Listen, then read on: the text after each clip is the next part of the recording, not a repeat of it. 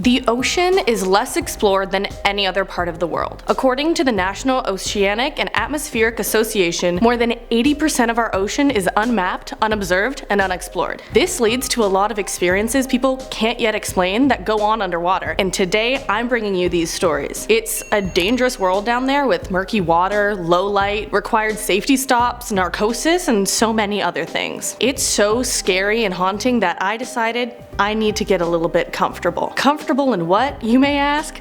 Give it to me, Sarah. In the KILLABEE gaming chair. I'm Abby, and this is KILLABEE. KILLABEE? No, KILLABEE. That has 3D armrests like this, and they go up and down, plus there is 360 swivel. And I'm back. There's also rocking function with a locking system, and this is a memory foam seat cushion, and this is a lumbar pillow, giving you that back support we all know you need. Also, we got some fun stuff going on here. Get ready for it. It's very comfortable. Locks in these other spots and then brings it back up. You can use promo code MATOP10 to get $10 off your entire order, and that lasts until December 31st, 2019. But time to get back into it with top 10 scary stories from the deep. Now, when I hear DM, I think Dungeon Master from D&D, but in today's video, if you hear me say that, it's more likely I'm talking about a dive master, because it's the deep, scuba diving. So let's get into it. At number 10, we have the rock skull. This is a story from KILLABEE on Reddit. He dived in an area called the Hollywood Bowl where there's cool scenery and a sunken toilet, but he found something strange when he ended up straying from the group. He strayed because his vest had slow leaks that meant he had to re-inflate. Anyways, he noticed a lionfish and began watching it before his attention shifted to a rock behind it. The rock kind of looked like a skull and it had the nose section and eye section, but he was called back to the boat before he could really check it out. He did snag a quick picture of the rock before heading back, but once he developed the picture, he saw that it actually was in fact a skull. Did his friends believe him at the time? Not really, but once they saw the picture, I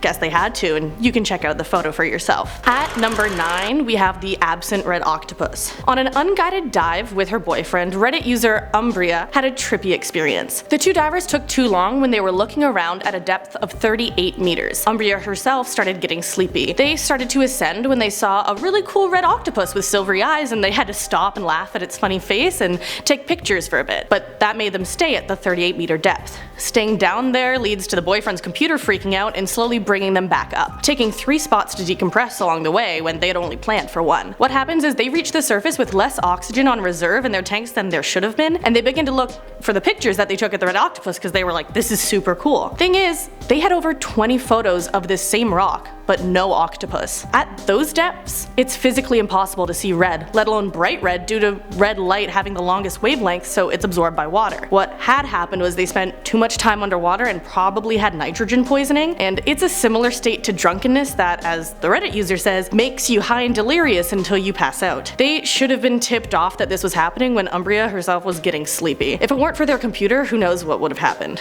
Could have passed out. At number 8, we have the sealed plane. This is one of many stories from Reddit user PIZZND, who I'll call Pizzend, and he used to be a deep sea diver with a large reputable company, or so he said. The team he was working with in this story I'm about to tell you were told to recover a military aircraft, so he sat at comms and logs to communicate and monitor the divers. They had been briefed on the situation, communication with the pilot was lost, and the team's job was to recover it so the military could investigate. The thing is, when the divers got to the plane, they found it completely intact, just resting on the bottom of the ocean. Pizzend said that the cockpit was still sealed, meaning the pilot did not eject. But there was no body and no sign of the pilot, even though it was completely sealed. After recovering the plane, the military took it, and Pizzend and his team never heard about it ever again. Kinda spooky. At number 7 is the locked fridge. Reddit user Count Dynamo saw something on a dive about 90 feet deep, or just under 30 meters, off of Vancouver Island in Canada, and had to notify the police. Count Dynamo said they saw a large deep freezer with a heavy industrial chain wrapped around it multiple times with about 5 cinder blocks attached. It was very, very rusted, and the deep freezer itself had to be 30 plus years old, probably more. Because one of the divers was friends with the local police, they were able to find out what was inside, and get this, the contents were 10 porcelain dolls, just wrapped and put in a deep freezer under the water. Why?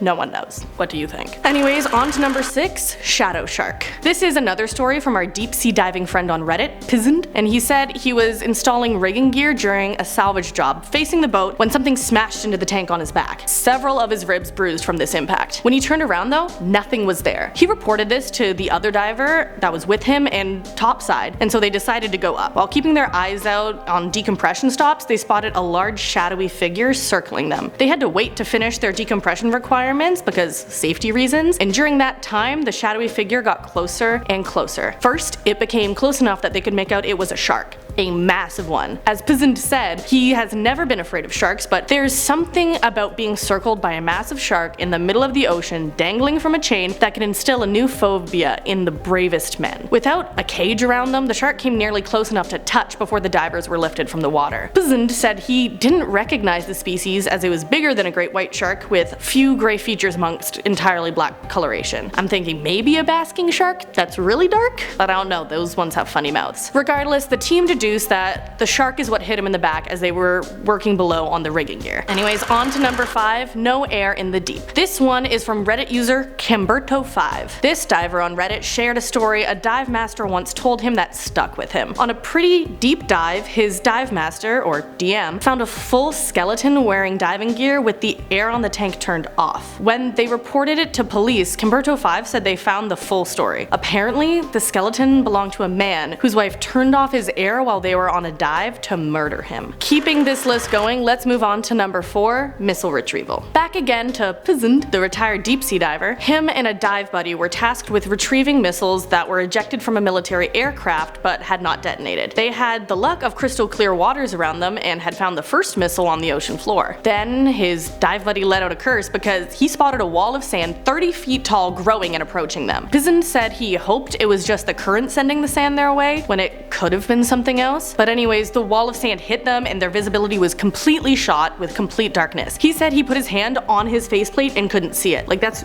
right there. After that, the two divers heard a metallic scraping sound, still not able to see anything, and then the sand was gone. Crystal clear waters once again. But the missiles were gone. Not even feeling around under the sand led to a trace of them. Now the next one goes from tracing to retracing with number 3, stuck in a cave. Gordonta, or Gordon TA, on Reddit went diving in a cave with his buddy. They didn't lay down a line or anything to bring them back because they decided they were going to rely on a pipe they had seen on the floor of the cave as their backup, and they assumed it would lead them back out on this dive. Additionally, they thought they could follow the light at the end of the tunnel to help them, but 2 things. 1, they went diving in the evening so the sun would go out, snuffing out their light at the end of the tunnel. And 2, they assumed this pipe would lead them out, which was their biggest mistake. When they were 200 feet deep in the cave and decided to head back, it was silty and dark, so they did what they thought best and used the pipe to lead them. What it led them to was a dead end, a place in the cave they had never been to. Gordonta, or Gordon TA, said he will never forget making eye contact with his buddy as they both realized they were going to die. Lost, untethered, in a deep sea cave with little to no invisibility, they ended up crawling in search of the exit and were saved by a sign his buddy remembered seeing that warned divers of the dangers of cave diving, ironically, and then they both shot up to the surface. So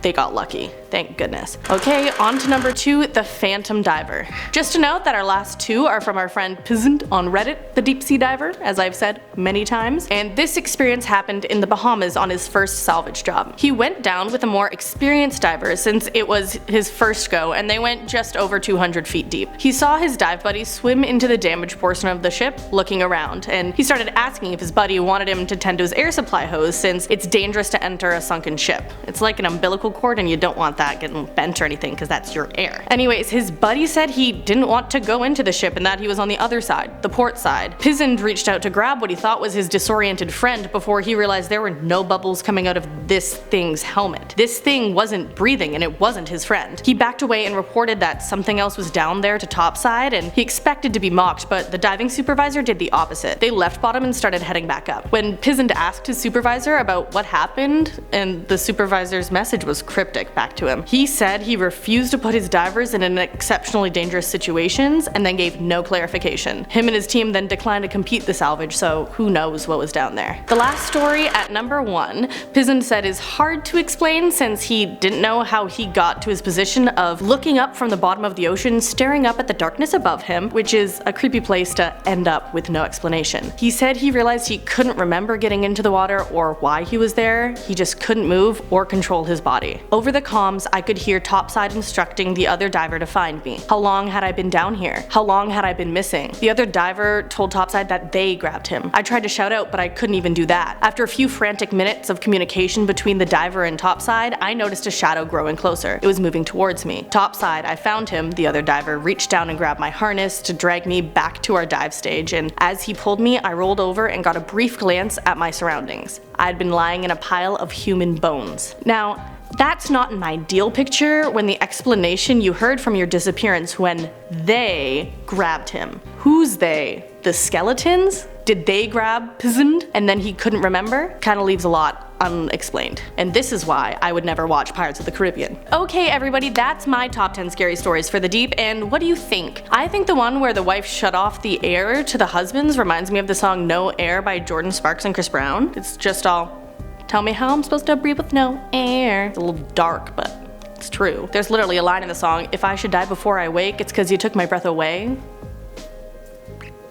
It's murder. Right. Thinking about it, you know what takes my breath away? The KILLABEE chair. Bring it back, Sarah. Did I mention that this chair is the pinnacle of luxury? This lumbar pillow, this headrest, these armrests. Remember to use promo code MATOP10 for $10 off your entire order.